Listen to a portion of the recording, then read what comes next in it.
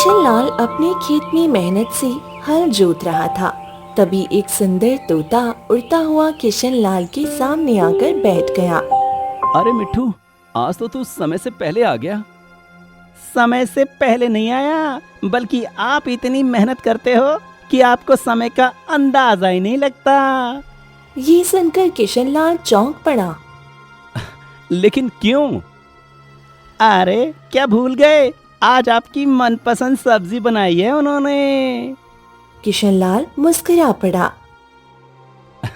ठीक है, जाकर बड़े भैया से भी बोल दे, मैं कुछ ही देर में घर पहुंचता हूँ।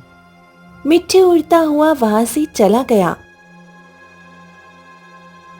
कुछ देर बाद मिट्ठू धनराज के खेत में पहुंच गया। धनराज वहां आराम से बैठा हुआ था। आपको अभी इसी समय घर जाना होगा। क्या हुआ मिट्ठू, अचानक से क्या हो गया? प्रार्थना दीदी ने आज बहुत अच्छी और स्वादिष्ट सब्जी बनाई है, जो आपके छोटे भाई को बहुत पसंद है। आपको भी बुलाया है। ये सुनकर धनराज मुस्कुरा पड़ा। ठीक है, जाकर मेरी पत्नी कौशल्या से कह देना, मैं अभी आता हूँ। मिट्ठू उड़ता हुआ वहां से चला गया। धनराज और किशन लाल दोनों भाई थे। धनराज बड़ा था और किशन लाल छोटा। दोनों भाइयों के पास उपजाऊ खेत थी। किशन लाल जहाँ खेतों में मेहनत करता था, वहीं धनराज फसल बेचकर हिसाब किताब का काम किया करता था। बड़े भाई होने के नाते किशन लाल सारा धन धनराज के पास ही रखता था। जब भी किशन लाल को किसी खर्च की जरूरत पड़ती, वह आज भी छोटे बच्चों की तरह अपने बड़े भाई से धन मांगा करता था। ये सब कुछ किशन लाल अपनी खुशी से करता था। कुछ देर बाद किशन लाल और धनराज अपने घर पहुंच गई। अरे वाह, खुशबू तो बहुत अच्छी आ रही है। तभी किशन लाल की पत्नी प्रार्थना वहां आ जाती है। आप दोनों हाथ धो लीजिए, मैं आपके लिए सब्जी लगा देती हूँ। कौशल्या भाभी गरम गरम रोटियां बना रही हैं। आप दोनों को वैसे भी चूल्हे की बनी हुई गरम गरम रोटियां बहुत पसंद है। दोनों भाई बैठ गए और खाना खाने लगे। कुछ देर बाद मिट्ठू भी वहां आ गया। अरे मिट्ठू, तू हमारे साथ खाना नहीं खाएगा? नहीं, मेरा खाना ये नहीं है। मेरा खाना तो कुछ और ही है। ये सुनकर किशन लाल हंस पड़ा। मिट्ठू, अगर तू नहीं होता तो हम दोनों भाइयों का पता नहीं क्या होता। मुझे याद है, जब हम दोनों भाई छोटे थे, तब पिताजी तुझे जंगल से लेकर आए थे। तू बेहोश था। होश में आने के बाद जब तू मनुष्यों की आवाज में बोलने लगा, तब पहली बार तो पिताजी डर गए थे, लेकिन बाद में उन्हें तेरी आदत हो गई। धीरे धीरे तू हमारे परिवार का हिस्सा बन गया। तू आज भी उतना ही बड़ा है जितना हमारे बचपन में था। मुझे तो कभी कभी लगता है कि हम दोनों भाई बूढ़े हो जाएंगे, हमारे बच्चे जवान हो जाएंगे, तब भी तू इसी उम्र का रहेगा। मिट्ठू हंसने लगा। चलो, अच्छी बात है। तुम्हारे पिताजी के साथ समय बिताया, तुम्हारे साथ समय बिता रहा हूँ, और अब तुम्हारे होने वाले बच्चों के साथ भी समय बिताऊंगा। दोनों भाई मिट्ठू की बात सुनकर हंसने लगे।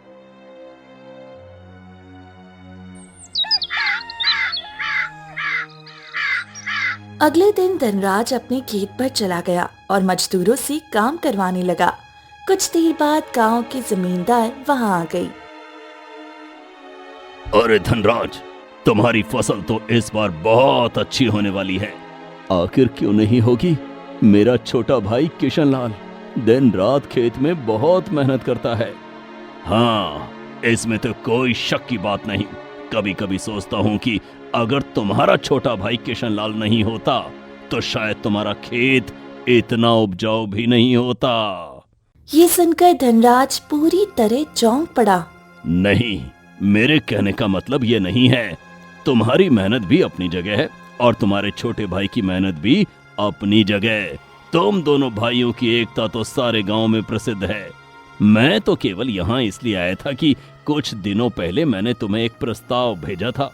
क्या तुमने उस पर कोई विचार किया? धनराज मुस्कुरा पड़ा। जमींदार, अगर आप आज मेरे पास नहीं आते तो मैं शाम को खुद आपकी हवेली आने वाला था। मैं अपना खेत नहीं बेचूंगा। ये खेत मेरे पूर्वजों की निशानी है। मेरे पिताजी ने इसे बहुत मेहनत से खरीदा था। जमींदार हंस पड़ा। मैं जानता था तुम यही जवाब दोगे। खैर कोई बात नहीं। मैं तो सोच रहा था कि अगर खेत की 2 गुनी कीमत तुम्हें मिलेगी तो शायद तुम मान जाओगे, लेकिन लगता है तुम्हें अपने खेत खलियानों से बहुत प्रेम है और भावनात्मक लगाव भी, जो कि होना चाहिए। इतना कहकर जमींदार वहां से अपनी हवेली चला गया। जमींदार क्रोधित अवस्था में बैठ गया। कुछ देर बाद उसकी पत्नी वहां आ गई। क्या हुआ? ऐसा मुंह लटका कर क्यों बैठे हो? बरसों से मेरा सपना है धनराज के खेत खरीदने का, लेकिन जब भी मैं उससे खेत खरीदने की बात करता हूँ वह मना कर देता है। जमींदार की पत्नी मुस्कुरा पड़ी। तुम्हारे पिताजी जब जमींदार थे तब बहुत बुद्धिमान थे। उन्होंने राजनीति करनी सीखी थी, लेकिन तुम राजनीति से बहुत दूर हो। अगर तुम्हारे अंदर राजनीति का एक अंश भी होता तो अब तक वह उपजाऊ जमीन तुम्हारे पास होती, और वह भी बहुत सस्ती कीमत पर। ये सुनकर जमींदार चौंक पड़ा। वो कैसे? धनराज और किशनलाल दोनों भाई हैं और दोनों में बहुत ज्यादा एकता है। तुम किसी भी तरह उनकी एकता तोड़वा दो, फिर देखना कैसा तमाशा होता है। ये बातें कहने में अच्छी लगती हैं, लेकिन इतना आसान नहीं है। वो दोनों भाइयों में बहुत प्रेम है और दोनों मिलजुल कर रहते हैं। पता नहीं तुम कौन सी नजर से देखते हो। देखो, धनराज दिन भर आराम से खेत में बैठकर मजदूरों को निर्देश देता रहता है, वहीं उसका छोटा भाई किशनलाल साधारण किसान की तरह काम करता रहता है, खेत में हल जोता रहता है। मैंने तो यहाँ तक सुना है कि वे आज भी अपने बड़े भाई से खर्च का धन मांगता है। थोड़ी सी बुद्धि घुमाओ, फिर कमाल देखो। इतना कहकर जमींदार की पत्नी वहाँ से चली गई। जमींदार गहरी सोच में डूब गया। समझ गया। अब मुझे दोनों भाइयों में फूट डलवानी ही पड़ेगी, तभी उन दोनों का खेत में खरीद पाऊंगा। एक दिन किशनलाल अपनी पत्नी प्रार्थना को लेकर बाजार आया। तभी प्रार्थना की नजर एक सुनार की दुकान पर पड़ी। प्रार्थना दुकान के अंदर चली गई और एक हार की ओर इशारा करके देखने लगी। ये हार कितने का है? आपके लिए तो ये बहुत ही सस्ता है प्रार्थना दीदी, केवल 50 सिक्के। ये सुनकर प्रार्थना चौंक पड़ी। इतनी ज्यादा? अरे कहाँ ज्यादा है, आपके जेठ धनराज हमेशा मोतियों वाली सोने की चेन पहने रहते हैं। जानती हैं, वो 10 तोले की है। प्रार्थना कुछ नहीं बोली और चुपचाप दुकान से बाहर आ गई। बाहर आते ही उसने किशनलाल की ओर देखा। मुझे ये हार खरीदना है। लेकिन प्रार्थना, अगर मैं बड़े भैया से 50 सिक्के मांगूंगा तो वो बहुत से सवाल जवाब करेंगे। कहेंगे कि हार खरीदने की क्या जरूरत है। मैं ये हार इस समय खरीद कर नहीं दे सकता। ये सुनकर प्रार्थना का चेहरा उतर गया। वह उदास होकर घर की ओर चल दी। दूर खड़ा जमींदार ये सब देख रहा था। उसके चेहरे पर चालाक मुस्कान फैल गई। तो आखिरकार फूट डलवाने का मौका मिल ही गया। अब देखो ये सोने का हार क्या करवाता है। प्रार्थना घर पहुंचकर उदास बैठ गई। तभी वहाँ मिट्ठू उड़ता हुआ आ गया। क्या हुआ प्रार्थना दीदी, आप उदास क्यों हैं? अब क्या बताऊं मिट्ठू, कभी कभी जब मन मारना पड़ता है तो बड़ा अफसोस होता है। क्या मतलब? एक सोने का हार मुझे पसंद आया, मन किया खरीदने का। तुम्हारे किशन भैया से बात की तो उन्होंने मना कर दिया। कहने लगे कि बड़े भैया से वह इतनी बड़ी रकम नहीं मांग सकते। जबकि मैं देखती हूँ कि बड़े भैया एक मोतियों वाली सोने की चेन पहनते हैं और भाभी के पास भी अच्छे खासे गहने हैं। ये सुनकर मिट्ठू भी चुप हो गया। प्रार्थना दीदी, मन छोटा मत कीजिए। अगर आप बड़े भैया से बात करेंगी तो वो इनकार नहीं करेंगे। अगर आपको शर्म आ रही है तो बताइए, मैं बड़े भैया से बात करके देखता हूँ। रहने दे मिट्टू, तेरे किशन भैया नाराज हो जाएंगे। मिट्टू कुछ नहीं बोला और चुपचाप उड़ता हुआ वहाँ से चला गया। रात को जब किशनलाल घर लौटा तो उसने प्रार्थना का उतरा हुआ चेहरा देखा। प्रार्थना, आखिर तुम्हें क्या हो गया है? क्या मैंने तुमसे कोई शिकायत की? फिर ऐसा क्यों कह रहे हो? सोने का हार खरीद कर नहीं दिया तो मुझे कम से कम एक दिन उदास रहने का अधिकार तो है। किशनलाल कुछ नहीं बोला और चुपचाप बैठ गया। अगले दिन किशनलाल अपने खेत में काम कर रहा था, तभी वहाँ जमींदार आ गया। किशनलाल, तुमसे एक बहुत जरूरी बात करनी है। कहिए जमींदार, क्या बात है? कल मैंने देखा कि प्रार्थना बड़ी हसरत भरी नजरों से सुनार की दुकान पर सोने का हार देख रही थी। फिर उसका उतरा हुआ चेहरा देखकर मुझे पता चला कि तुमने उसे वो हार नहीं दिलाया। ये सुनकर किशनलाल चौंक गया। हाँ, क्योंकि वो हार बहुत ज्यादा कीमती था, 50 सिक्कों का। किशनलाल, क्या तुम जानते हो पूरे गांव में तुम सबसे ज्यादा मेहनती किसान के नाम से प्रसिद्ध हो। अगर तुम अपने खेत में इतनी मेहनत नहीं करोगे तो तुम्हारी फसल कभी अच्छी नहीं होगी। तुम्हारा बड़ा भाई धनराज केवल आराम से बैठकर मजदूरों को निर्देश देता रहता है। क्या तुम्हारे बड़े भाई ने कभी कड़ी धूप में खेत में हल चलाया है? नहीं। मेहनत क्या होती है तुम्हारा बड़ा भाई जानता ही नहीं। अगर तुम आज अपने बड़े भाई का साथ छोड़ दो तो वो कुछ नहीं कर पाएगा। जमींदार ने मुस्कुराते हुए 50 सिक्के किशनलाल की ओर बढ़ा दिए। ये लो, अपनी पत्नी को सोने का हार खरीद कर दे देना। नहीं जमींदार, मैं ये रकम आपसे नहीं ले सकता। ना ही मैं इस पर कोई ब्याज लगा रहा हूँ और ना ही मेरा कोई स्वार्थ है। मैं तुमसे हमदर्दी रखता हूँ किशनलाल। ये मेरी तरफ से उधार है। जब तुम्हारी इच्छा हो तब ये धन लौटा देना। किशनलाल गहरी सोच में डूब गया।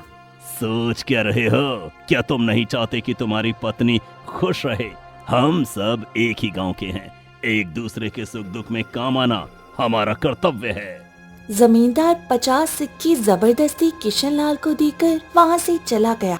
शाम के समय किशनलाल सुनार की दुकान पर गया और वह सोने का हार खरीद लाया। रात के समय उसने वह हार प्रार्थना को दिया। हार देखकर प्रार्थना चौंक पड़ी। क्या बड़े भैया ने तुम्हें 50 सिक्के दे दिए? बड़े भैया से तो मेरी मांगने की हिम्मत ही नहीं पड़ी।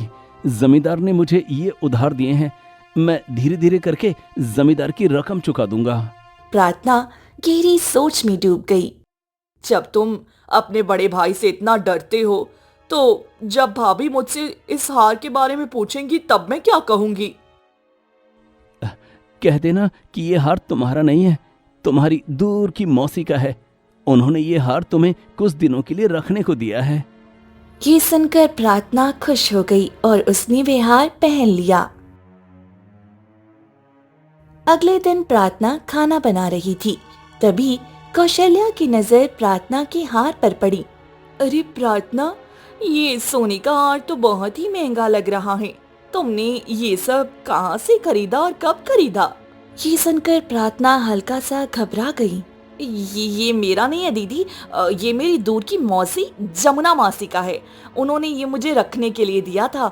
आज हमारे कमरे की सफाई की तो बक्से में ये हार मिला, सोचा पहन लूं। ये सुनकर कौशल्या मुस्कुरा पड़ी। वाकई बहुत सुंदर हार है। प्रार्थना कुछ नहीं बोली। कुछ दिन ऐसे ही बीत गई। एक दिन धनराज अपने खेत में बैठा हुआ था, तभी वहाँ जमींदार आ गया। और सुनाओ धनराज, क्या चल रहा है? वही जो हमेशा से होता आया है। धनराज, एक बात कहूं, बुरा तो नहीं मानोगे? मैं तुम्हारी बात का भला क्यों बुरा मानूंगा? देखो धनराज, तुम्हारा छोटा भाई किशनलाल कितनी मेहनत करता है। कुछ दिन पहले मैंने उसे और उसकी पत्नी को सुनार की दुकान पर उदास देखा था। उसकी पत्नी को सोने का हार पसंद आया था, लेकिन किशनलाल के पास उसे खरीदने के लिए धन नहीं था। मुझे उस पर बड़ी दया आई। तब मैंने उसे 50 सिक्के उधार दिए। उसने वो हार अपनी पत्नी के लिए खरीद लिया। जमींदार कुछ देर रुककर मुस्कुराया। ये मत समझना कि मैं ये इसलिए बता रहा हूँ क्योंकि उसने अभी तक मेरी उधारी नहीं चुकाई। अब तक वो 30 सिक्के लौटा भी चुका है। ये सुनकर धनराज बुरी तरह चौंक पड़ा। लगता है तुम अपने छोटे भाई को ठीक से खर्च नहीं देते, जबकि बेचारा मेहनत तो बहुत करता है। ये बात तुम कैसे कह सकते हो? ये बात मैं नहीं कह रहा, ये तो सारा गांव कहता है। अब जाहिर सी बात है, किशनलाल भले ही तुम्हारा सम्मान करता हो, लेकिन पीठ पीछे कुछ तो तुम्हारे बारे में बोलता ही होगा। इतना कहकर जमींदार वहां से चला गया। धनराज क्रोधित अवस्था में सीधे अपने घर पहुंचा। घर पहुंचते ही उसने कौशल्या की ओर देखा। तुम नहीं जानती हो, जो हार प्रार्थना पहनी हुई है वो किशनलाल ने खरीदा है। ये सुनकर कौशल्या चौंक पड़ी। लेकिन प्रार्थना तो बता रही थी कि वे हार उसकी दूर की रिश्तेदार का है। झूठ बोल रही है वो। आज किशनलाल को आने दो। मेरे पीठ पीछे वो मेरे बारे में ये सब बोलता है। मुझे उससे ये उम्मीद नहीं थी। शाम को जब किशनलाल घर पहुंचा तो धनराज ने उसे रोक लिया। किशनलाल, आखिर मैंने तुम्हें क्या नहीं दिया? अगर तुम मुझसे 50 सिक्के मांगते तो क्या मैं मना कर देता? तुमने जमींदार से 50 सिक्के कर्ज में लिए और ऊपर से गांव वालों को ये बताते फिरते हो कि मैं तुम्हें खर्च का धन नहीं देता और सारा काम तुमसे करवाता हूँ। ये सुनकर किशनलाल चौंक पड़ा। भैया, ये कैसी बातें कर रहे हैं? मैंने तो किसी से कुछ नहीं कहा। और जहाँ तक प्रार्थना के सोने के हार की बात है, मेरी पत्नी को वो हार पसंद आया था। मैं उसका मन नहीं तोड़ना चाहता था। धनराज ने गहरी नजरों से किशनलाल की ओर देखा। आखिर तुम्हें क्या जरूरत थी जमींदार से कर्ज लेने की? प्रार्थना काफी देर से धनराज का गुस्सा देख रही थी। वह तेजी से वहां आ गई। वे इसलिए क्योंकि हर बार इन्हें आपकी तरह आपके सामने हाथ फैलाना अच्छा नहीं लगता।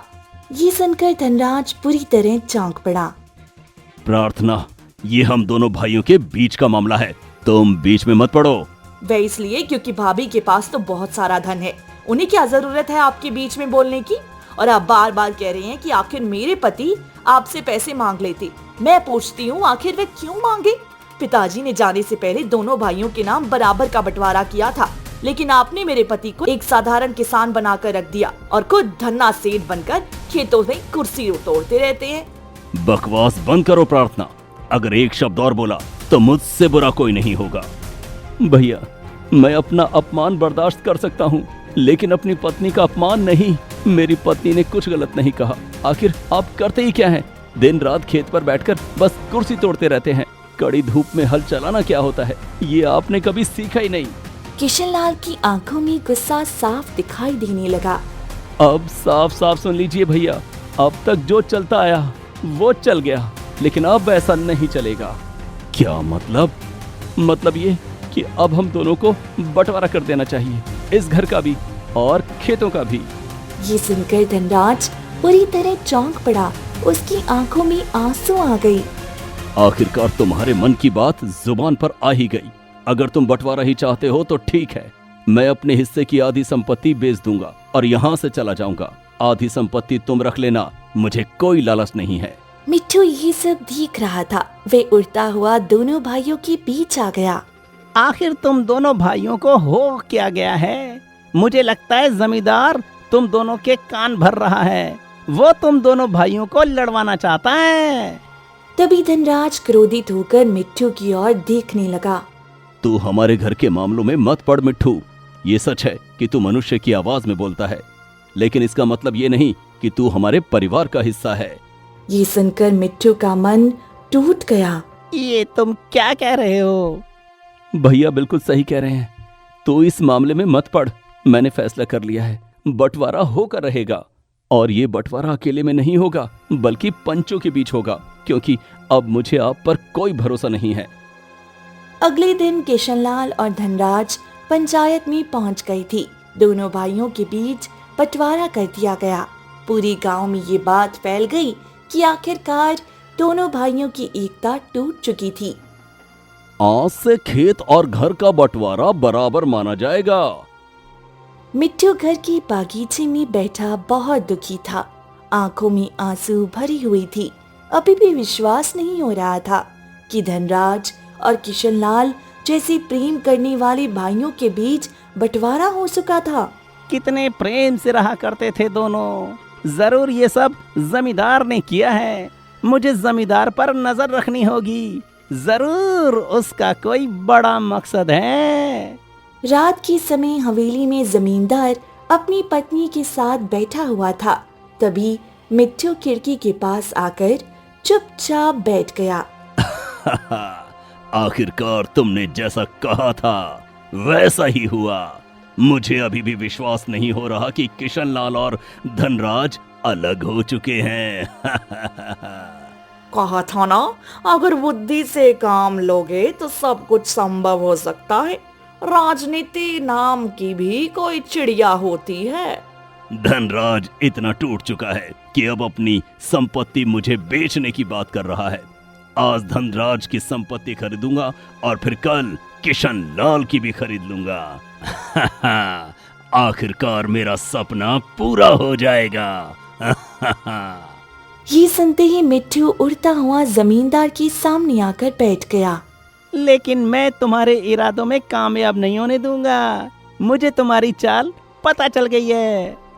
ये सुनकर जमींदार की पत्नी बुरी तरह चौंक गई। इसे यहाँ से जाने मत देना, वरना ये दोनों भाइयों को फिर से एक कर देगा। जमींदार क्रोधित हो गया। वह तुरंत दीवार के पास गया और गुलेल उठा ली। अगले ही पल पत्थर से जोरदार प्रहार कर दिया। मिट्टू घायल होकर नीचे गिर पड़ा। क्यों, क्या हुआ? अभी कुछ देर पहले तो बड़ा उड़ रहा था। तभी अगले ही पल जमींदार की पत्नी बेहोश होकर नीचे गिर गई। ये देखकर जमींदार घबरा गया। लगता है आज ये फिर अपनी जड़ी बूटी लेना भूल गई। भाग्यवान, आंखें खोलो।